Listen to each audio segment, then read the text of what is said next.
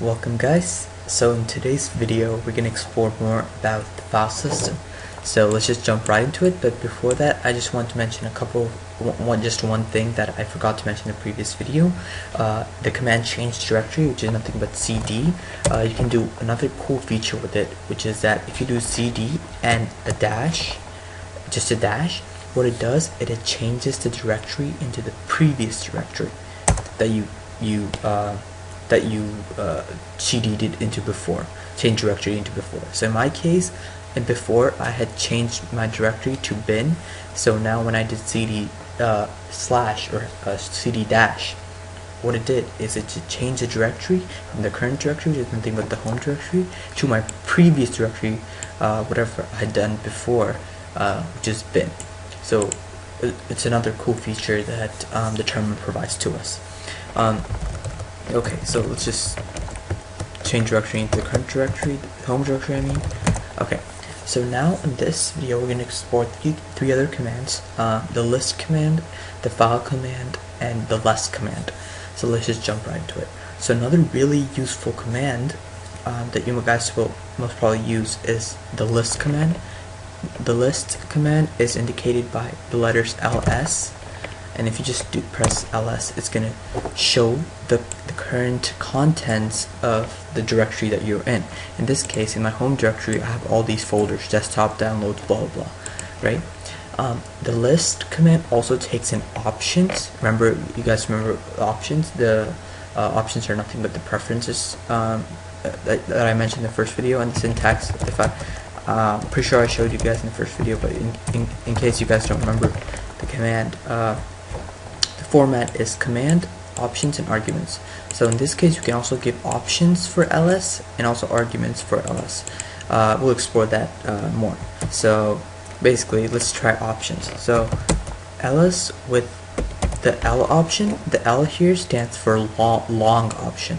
So what you can do is if you do ls long, it will give you the same contents, desktop, document, download, but with more information. Now let us explore what this information really means to us. So the first entry here represents the permissions. We'll explore more on the permissions later. The D here, the first character here, the D, that indicates that the current entity here is a directory. The second entry here represents the number of hard links. We'll explore more on hard links and symbolic links or soft links later on in the video series. But I just want you guys to know what it stands for, what the ls/l utility, or what the information output represents. The next argument here represents the name of the file owner, in this case my name. The next argument here represents the group name. The group, will explore more on users, groups, and so on later on in the video series, but this represents the name of the group that the file or the directory belongs. The next here represents the total file size or directory size in bytes. The next argument here represents the last modification date. So in this case, it's saying that I last modified this directory or any file in that directory on December 17th. The next argument here is the actual name of the directory or directory. So the ls, we explore what ls/l stands for. Now, alternatively, we can also cascade or tie in the options together. For example, if I do lsa, A stands for all, and it gives us all the files in the current directory, including the hidden file. So if I do lsal, and it's going to give me all the hidden files and listing of all the hidden files, as well as the regular files in the long format. Same idea, right? And notice that you can also do something like this. This is the same thing as equivalent as above, but in short you can do this, right? You can cascade two arguments.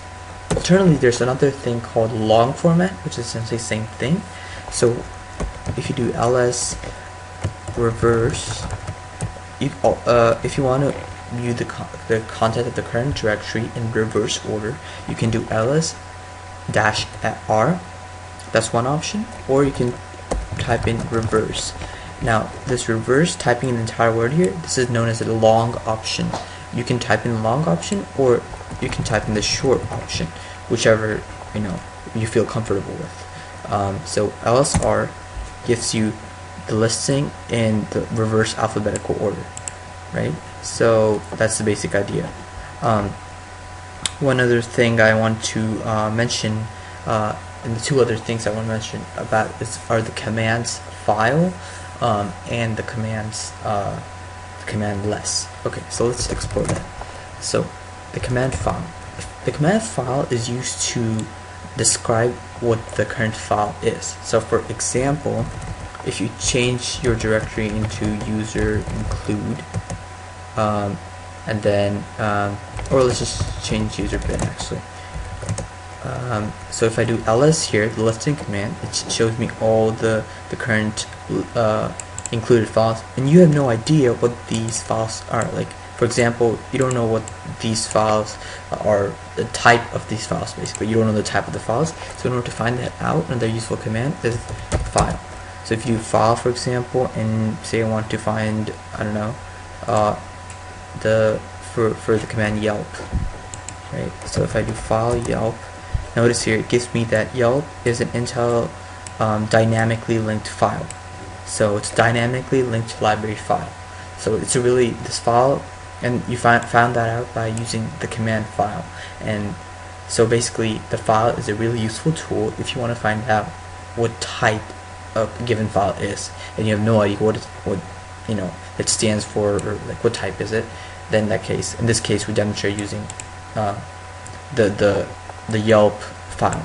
So we had no idea what the Yelp file stood for, so we did file Yelp, and it showed us that it was dynamically linked file. Now it could be JPEG file or zip file, whatever, but it's just a useful command if you want to know what type of file it is. Okay, cool. Let's move on. The last command I want you guys to know is the command known as less.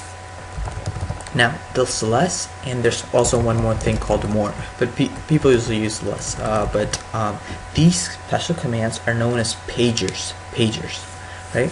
So the idea is that if you have a really large file, you want to examine the output one at a time, like page by page or line by line. So in that case, these commands are really useful. So let us jump right into it, right? So let us say a really common thing to do is to view the contents of the password file, for example. Don't worry, it's encrypted. It's in etc/password. So let's just do it. So the command is called less, right? And it's known as a pager. And what less takes in is the name of the file that you want to view, basically. So in this case, say I want to view the password configuration files. Now these pagers are another thing I want to mention. In Linux, the entire goal is that there's system configuration files. There's some system configuration files, and it's really useful to look through them. And this pagers, that's where the pagers come in. It's really a handy tool, basically, to look at the configuration files and modify them if necessary. So this is a really useful tool to have. So here's my etc password file. It's a couple of shortcut keys associated with the less command.